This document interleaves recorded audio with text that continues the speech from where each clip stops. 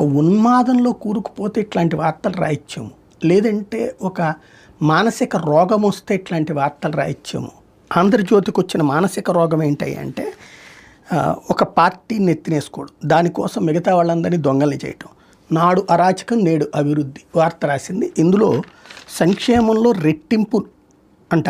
ఏంటయ్యా ఇందులో? నాడంట గత 5 ఏళ్లలో జగన్ ఆర్భాటంగా బట్టను నొక్కి పలు సంక్షేమ పథకాలు అమలు చేసిన కొన్ని హామీల విషయంలో మాట తప్పారట, మరెన్నో హామీలను విస్మరించారంట. ఏంటది? మద్యానికి సంబంధించిన దాన్ని ఏమంటారు, కంప్లీట్ చేయడానికి సంబంధించినటువంటిది. ఎస్, దాంట్లో అతనే ఒప్పుకున్నాడు. దానికి ఇప్పుడు ఆ మద్యాన్నే కదా మీరు తీసుకొచ్చి రాజకీయం చేసుకొచ్చింది. రెండవది, మరెన్నో హామీలను విస్మరించారట. అతను నవరత్నాలన్నీ అమలు చేశాడు.